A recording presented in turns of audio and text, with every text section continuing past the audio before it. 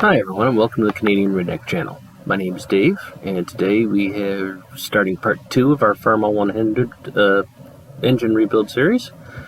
We'll be putting the engine back together, ready to go back in the tractor. So I will get a camera angle where you can see what's going on, and we'll get started. First we'll be installing the sleeve O-rings. They go in a groove in the bottom of the block. You want to make sure you clean those out well beforehand. I just use a flat blade screwdriver. Just reach down through the bore and slip that into the groove.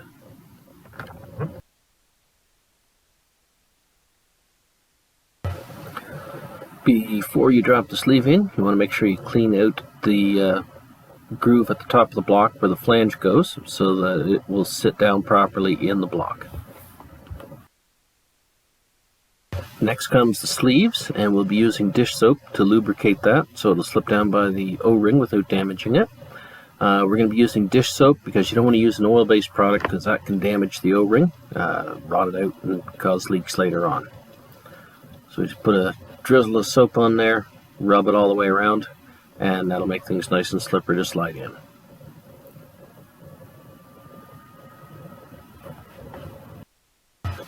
Now we just carefully line the sleeve up in the cylinder, feel its way into the O-ring.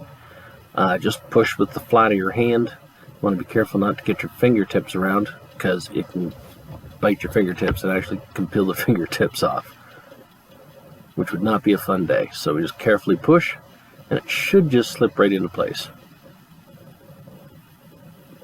Takes some effort sometimes, and if it's cold you may have to use something to force it a little bit more, but should just pop in.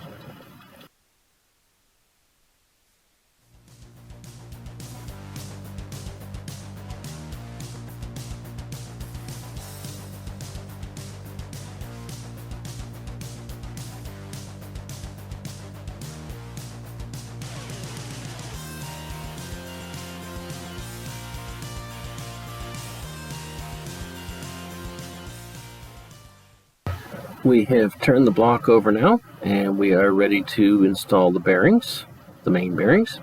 The bearing with the thrust washers on it goes to the back of the block, and you just carefully roll them in. There's a tab on the bearing there, hard to see on the camera, and it goes into a notch on the block. You just carefully roll the bearing down into place and try to get it relatively even on both ends. It'll probably stick out a little bit on each side, and you want that protrusion to be equal on each end.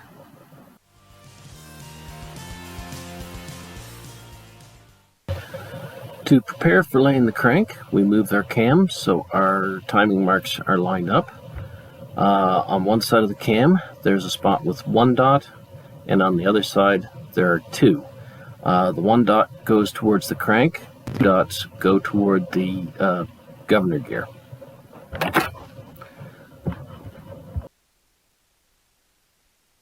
We will now lay the crank in and make sure that our timing gears line up. Get our one dot on the crank to mesh with the one dot on the cam. Set it in, make sure things are meshed properly, and setting into the bearings. Next, we install our bearings and our main caps. Just like on the block, the one with the thrust washers goes to the back. We install the tab in the bearing into the notch in the block. Make sure we press it all the way in and try to get the ends even. Each cap is numbered and it matches to a corresponding number on the block. And make sure that the number side of the cap goes towards the number side of the block.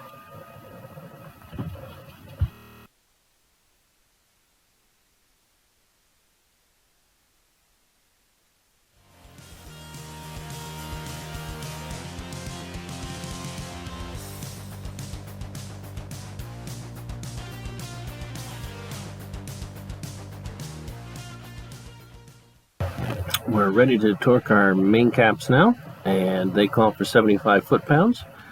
I'll do that in 2 steps. We'll go to 45 foot-pounds, and then we'll bring them back all up to 75 foot-pounds.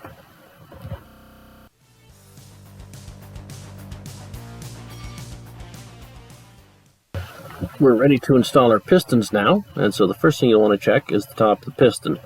Some pistons have an arrow on the top that points to the front of the engine, and so you need to match that with your connecting rod so that the numbers on the connecting rod go towards the cam side of the engine, which in this case, when you're standing behind the engine, is to your right hand side. So you'll need to make sure you're matching those up correctly so your connecting rod, the numbers point the right way when the pistons are on.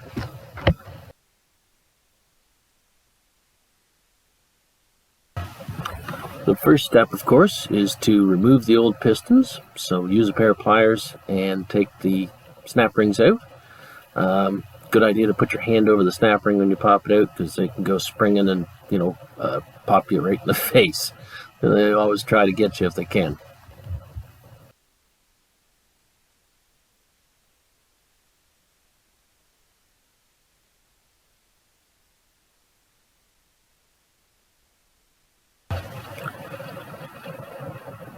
Next, I like to put the snap ring on the back side of the piston so that it stops the wrist pin from going through too far, and that lets you know when you get the wrist pin in far enough.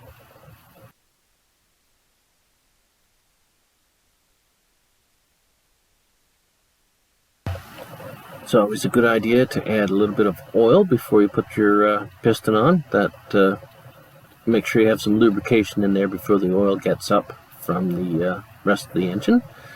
Then you line the piston up, paying attention to the arrow on the piston and the numbers on the connector.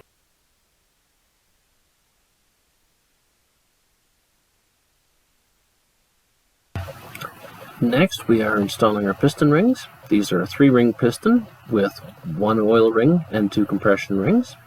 Bottom ring goes first, so that's the oil ring. You always want to check them for any kind of mark or indicator, which would be top or bottom.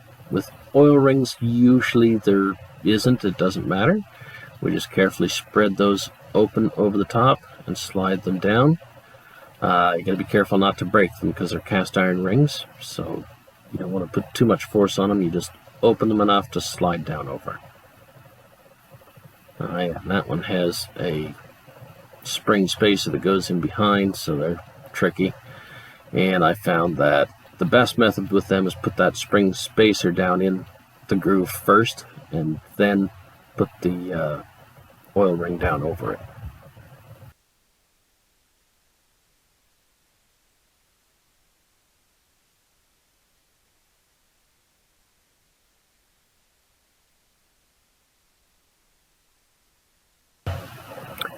Next, we have our second compression ring. This one has a dot on the top side of it. If there's any kind of marking, that generally indicates the top. Sometimes they'll have a dot on the top or a bevel on the back side, and the bevel would go to the top also. That helps when the compression is on the ring to force the ring outwards against the cylinder. And again, you place it on the top and spread it down over, work it past the first ring into the second.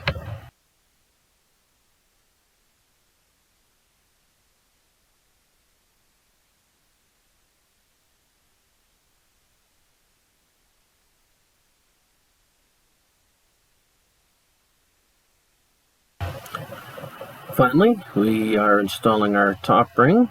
It also has a dot on the top side of it, so we just carefully spread it over the top and work it down into the top groove, which generally goes the easiest of all of them. So that makes our first piston assembly ready to install in the engine. We do that 3 more times and we'll be ready to install all our pistons.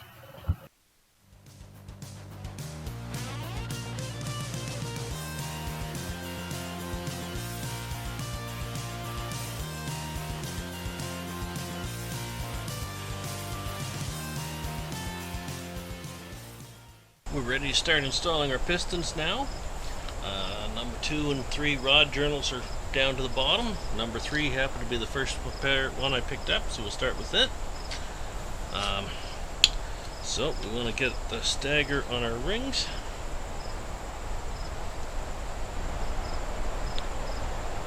I prefer not to have the gaps to the front or back of the piston, because that's where the most pressure is, and you can end up with scoring on the cylinder walls.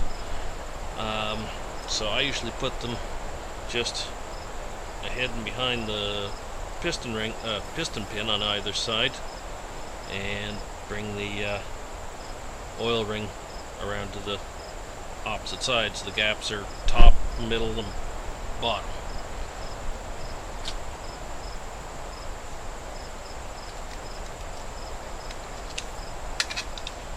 And get our piston ring compressor on here.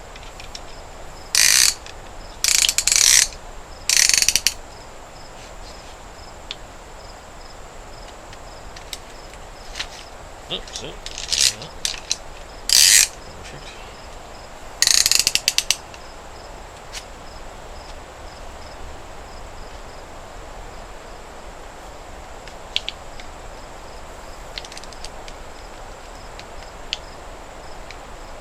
Yeah. Make sure it's nice and tight. Get the rings compressed into the piston well so they slip into the cylinder without causing any damage.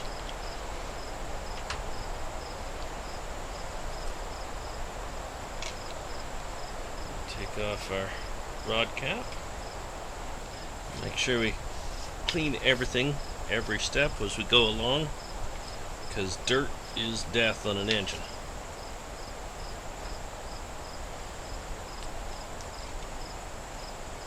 The bearing has a little tab that sticks out, and the connecting rod has a little notch in it there for that tab to go into.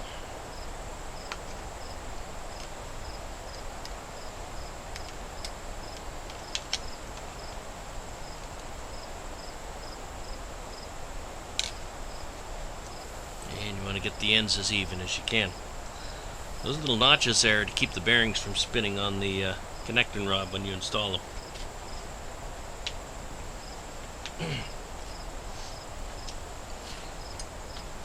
So we'll get some oil on the bearing first thing.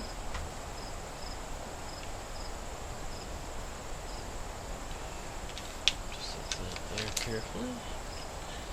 And then we want to coat oil on the cylinder.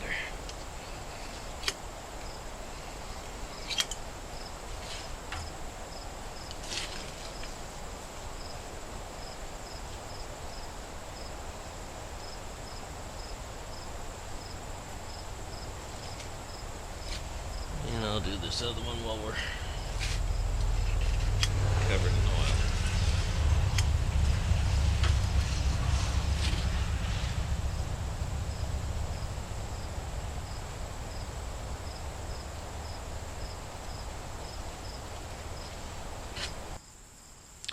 These pistons have an arrow pointing to the front, and now that I've taken all the connecting rods off, turn them around and put it on the proper way, the numbers all point towards the cam side, which is the proper way.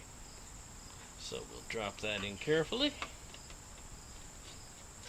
There we are. And then wooden stick or something along those lines, or I just use a hammer handle. Just sit on top. Just tap it down in. There we are. There's one. And we'll get the number 2 piston and put it in also.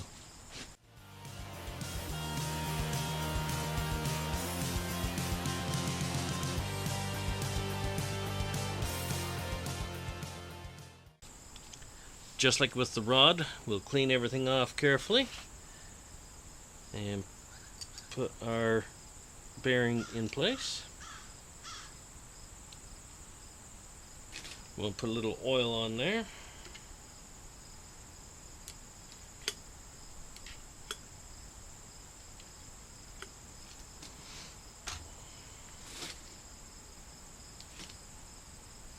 And make sure our number is turned towards the cam.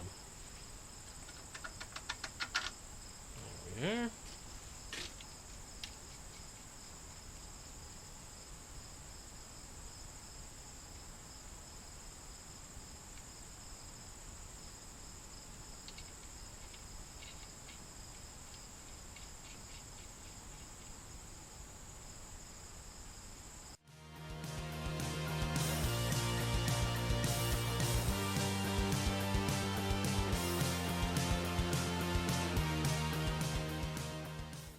So we're going to turn the engine 180 degrees now so that the 1 and 4 rod journals are down farthest away from the pistons to install.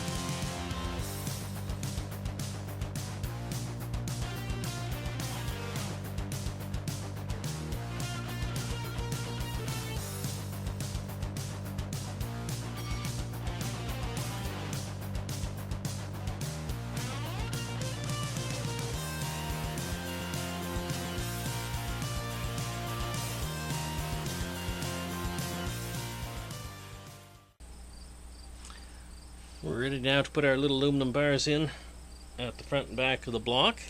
They seal up the space where the oil pan bolts on, the front cover, and the rear seal retainer.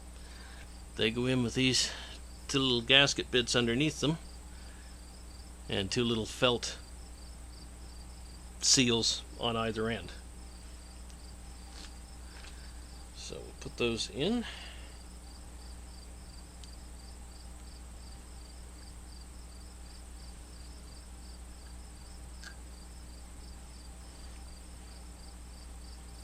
And they just compress in and seal up the space between this aluminum block and the engine block. And it's always good to soak these with oil first.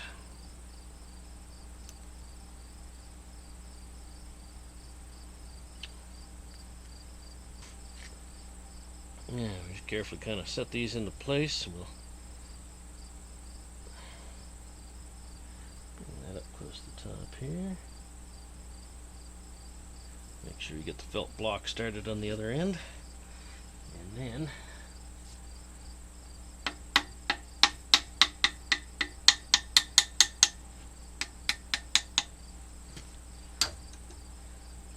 now we want to set our little gaskets in place.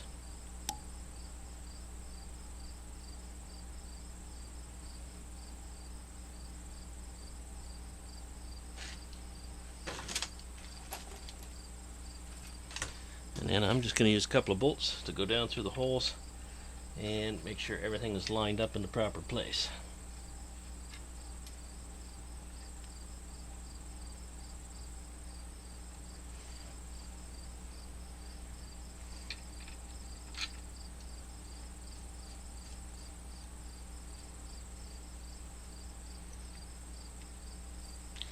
And that will ensure when we drive this down in place that the gaskets are in place and that this block is lined up for the holes, so when we put the oil pan on, it's not a big problem to get the bolts down into the holes.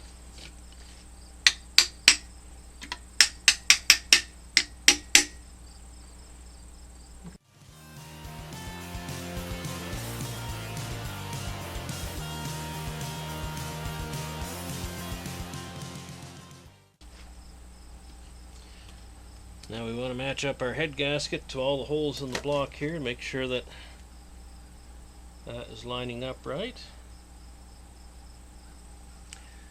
This engine is bolts rather than studs, so I have a couple of bolts that are cut off so that will hold the gasket in place while I set the head down on. That keeps everything lined up so you don't have the gasket out of shape when you try to set the head on.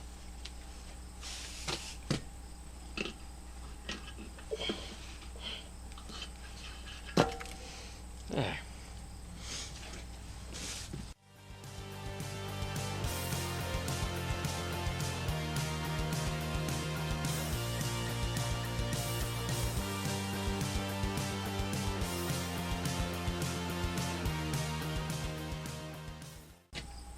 On these engines with the bolts, the torque spec calls for 80 to 90 foot-pounds. I'm going to go to 85 for now in 2 steps, so I'm going to start off at 50 and then bring it around to 85 rather.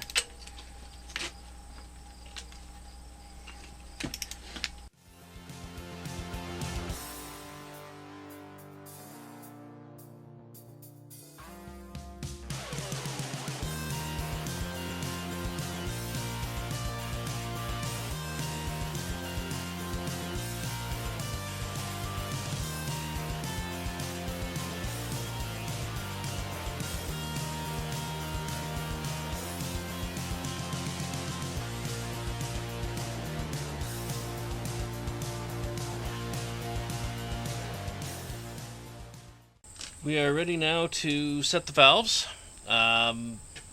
Manual says 14 thousandths hot.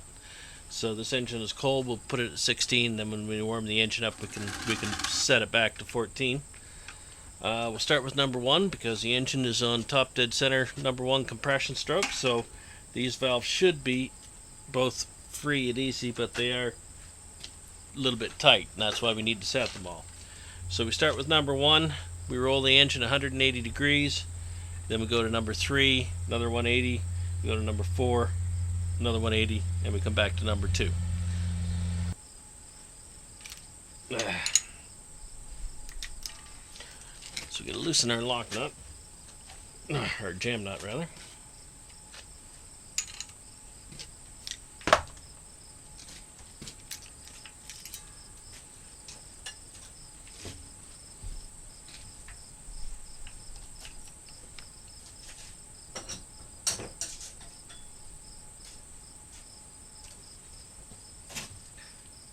You're looking for just a very light drag on the feeler gauge. You can feel that it's touching in there, but it's not creating a lot of resistance.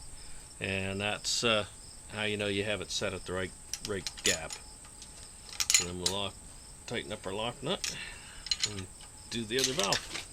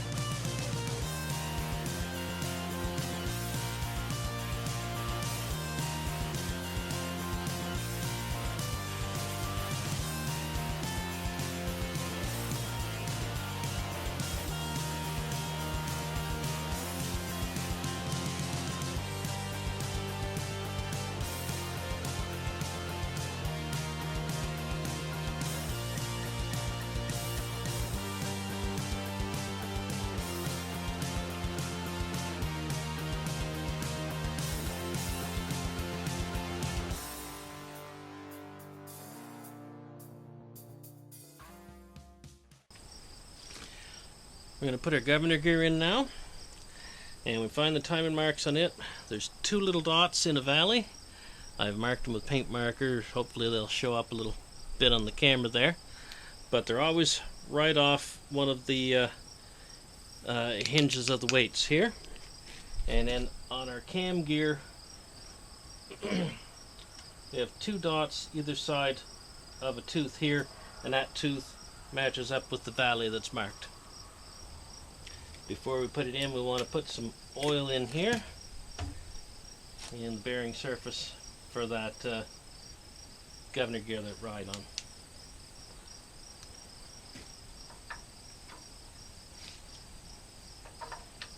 There. And we mount line up. You always want to check that this little plunger on the governor gear is moving, and check your thrust bearing, make sure that it is intact.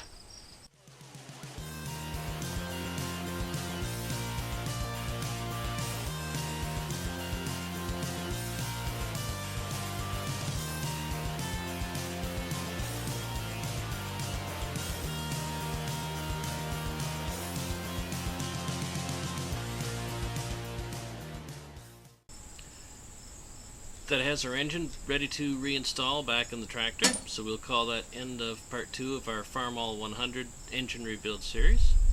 Hope you enjoyed the video. If you have any questions or comments, you can leave that in the comment section below. Please like the video, subscribe to my channel, and as always, have a great day.